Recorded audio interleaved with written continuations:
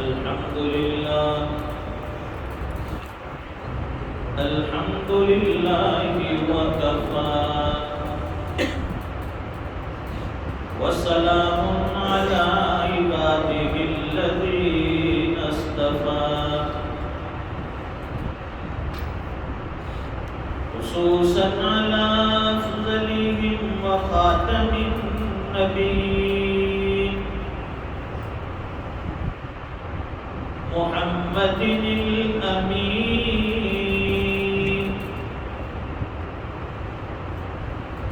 وعلى آله وصحبه أجمعين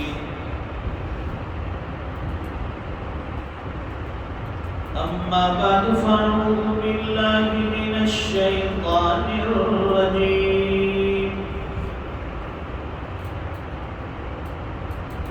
بسم الله الرحمن الرحيم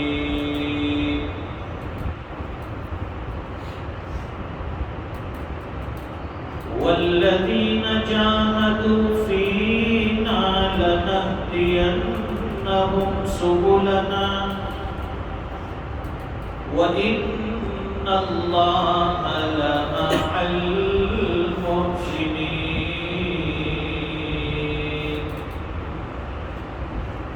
صدق الله العظيم اللهم صل على سيدنا ومولانا محمد وعلى آل سيدنا محمد وبارك وسلم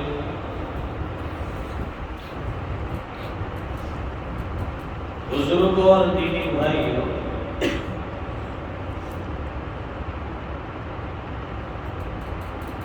اللہ تعالیٰ نے اس دنیا کو آزمائش اور امتحان کی جگہ بنایا۔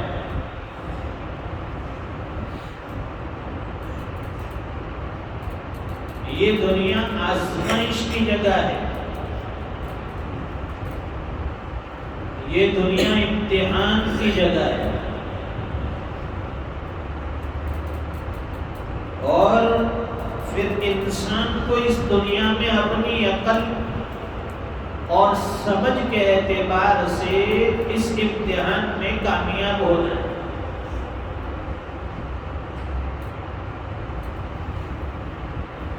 جیسے دنیا کے امتحانات الگ الگ سبجیکٹ کے ہوتے ہیں،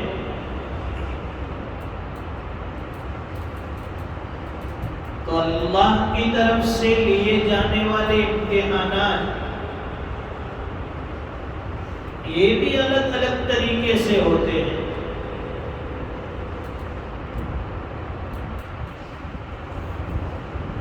اور پھر اس امتحان میں وہی بندہ پاس ہوتا ہے، کامیاب ہوتا ہے، جس کا بھروسہ اور جس کی نظر اللہ کی ذات پر ہوتی ہے۔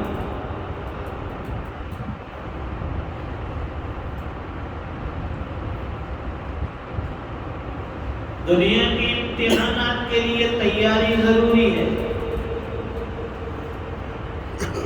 تو اللہ کی طرف سے امتحانات جو لیے جاتے ہیں اس کے لیے بھی بندے کو تیار رہنا پڑتا ہے۔ جیسے کہ انبیاء علیہ السلام کے امتحانات ہوتے ہیں۔ حضرت ابراہیم علیہ السلام کی پوری زندگی آزمائشوں میں، امتحانات میں گزری۔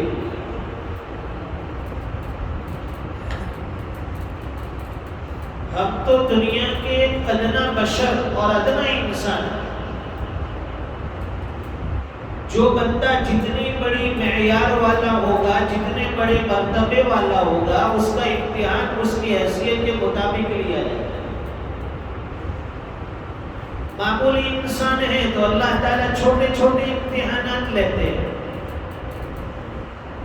جس کا ایمان پاورفل ہوتا ہے ایمان جس کا مضبوط ہوتا ہے اس کا امتحان بھی اسی حیثیت سے بڑھا لیا جاتا ہے۔ اللہ والوں کے بڑے بڑے امتحانات ہوتے ہیں، عام انسانوں کے امتحانات اور آزمائشیں الگ۔ بھائی گھریلو اعتبار سے تکلیف آ گئی، بیوی بچوں کی طرف سے امتحانات، کاروباری اعتبار سے امتحانات، کبھی بیماری کے امتحانات، تو یہ الگ الگ طرح کے امتحانات ہوتے ہیں۔ اس میں آدمی پریشان ہوتا ہے، اور امتحان کے اندر استقامت ضروری ہے، امتحان کے اندر ثابت قدمی ضروری ہے۔ وہی بندہ امتحان میں کامیاب ہوتا ہے جس کا ایمان مضبوط ہو۔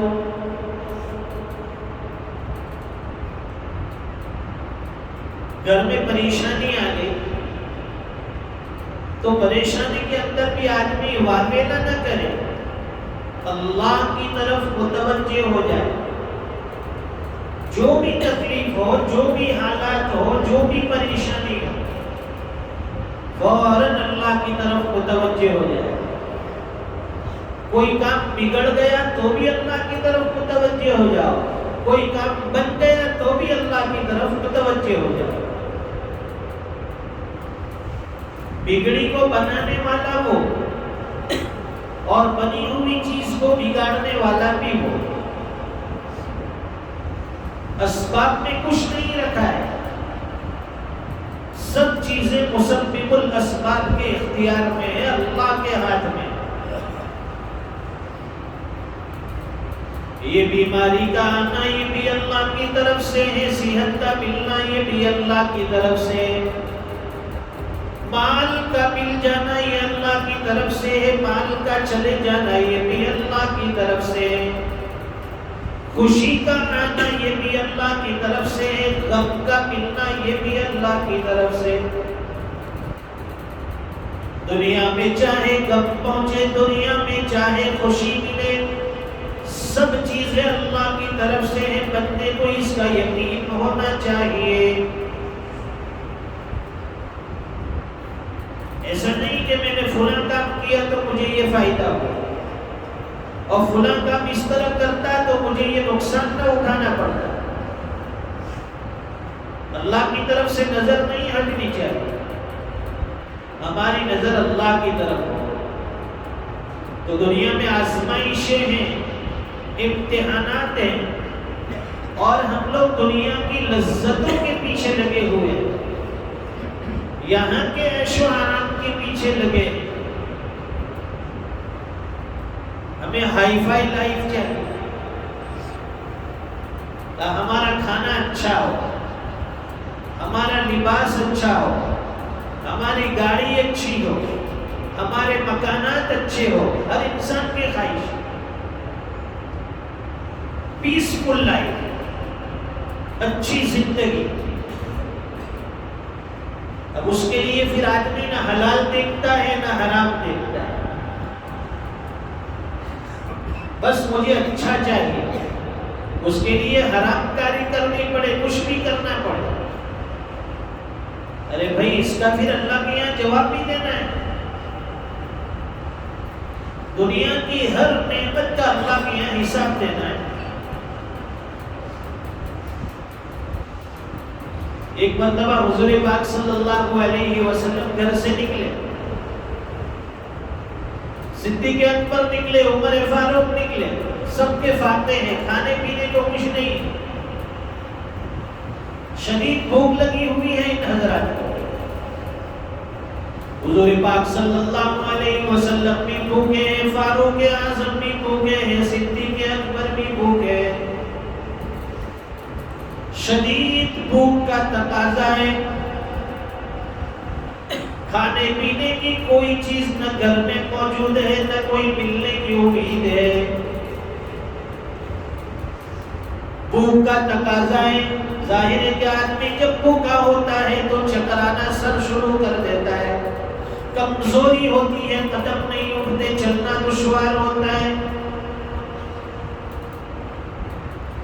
ایسے میں کسی صاحب نے کھجور کا ایک کھوشا لا کر پیش کیا. کھجور عربوں کا کھانا یہی ہوتا تھا،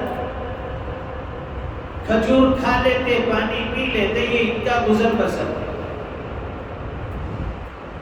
کسی نے کھجور کا کھوشا پیش کیا،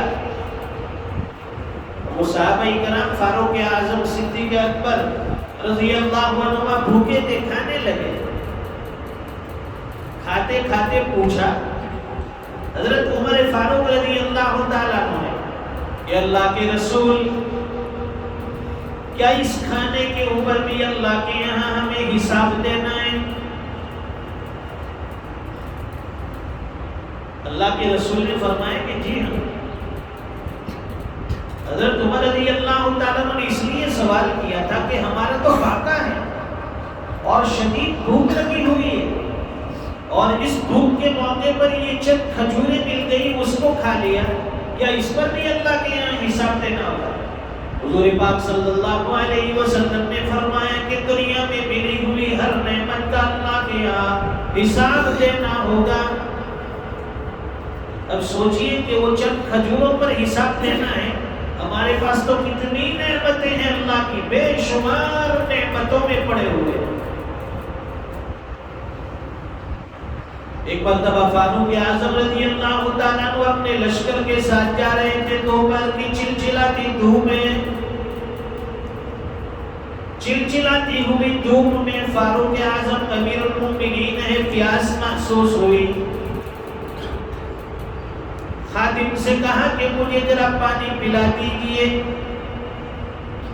اب خادم نے بجائے پانی کے شربت پیش کیا.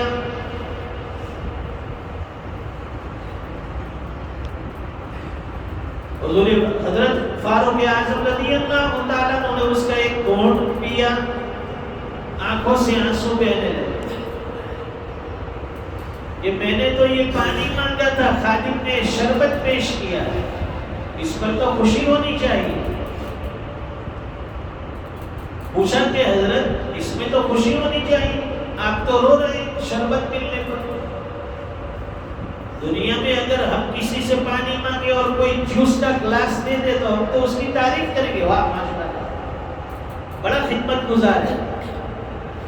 بجائے خوشی کے یہاں تو رونا رو رہے، آنکھوں سے آنسو. تو وجہ بتائی. قرآن کریم میں اللہ فرماتے ہیں اذهبتم طیباتکم فی حیاتکم الدنیا واستمتعتم بها.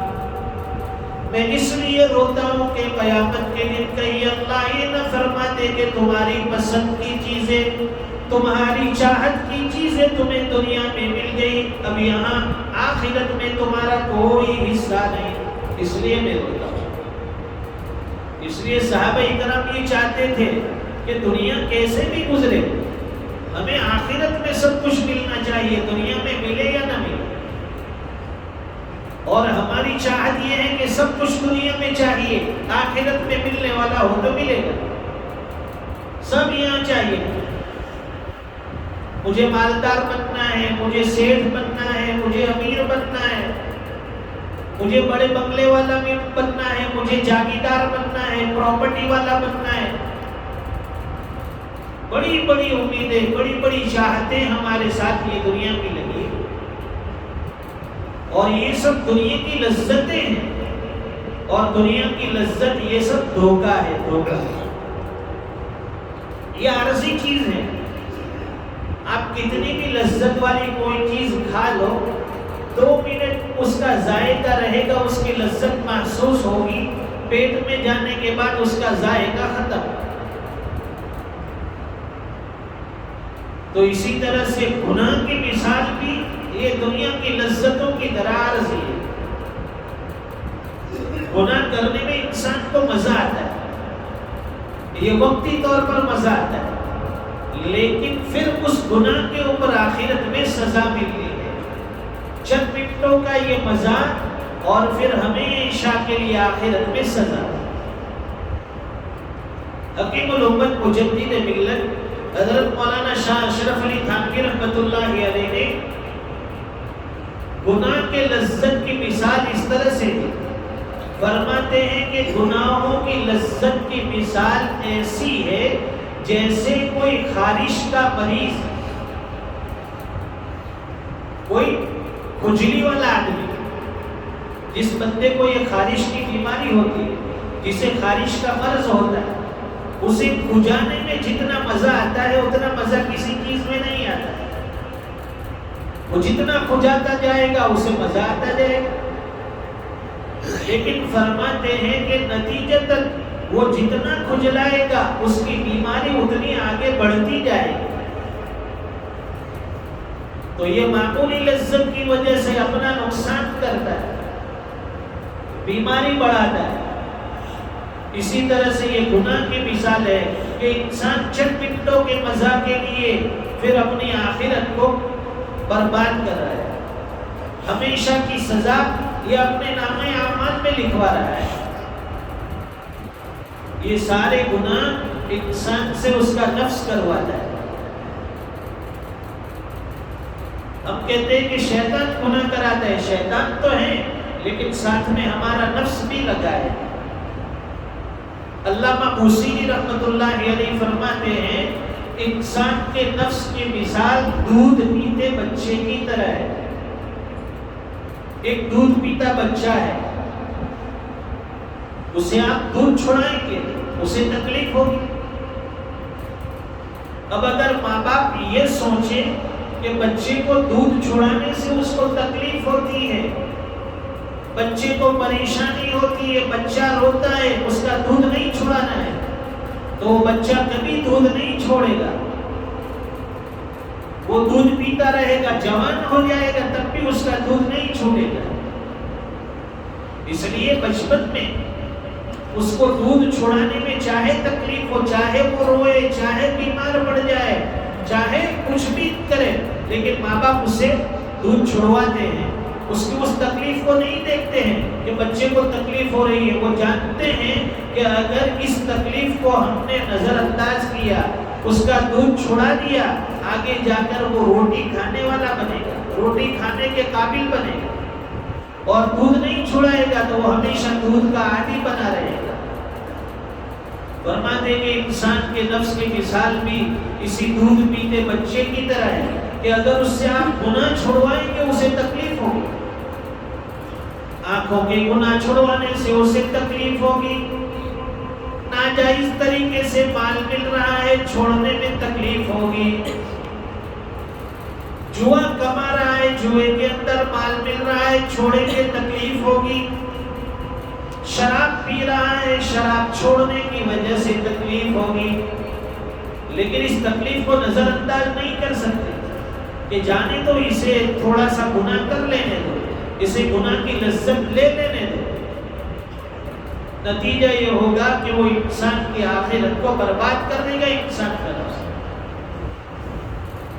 اس لیے نفس کا مقابلہ کرنا ہے، نفس کو دبانا ہے، اپنے تقاضے کو دبانا ہے۔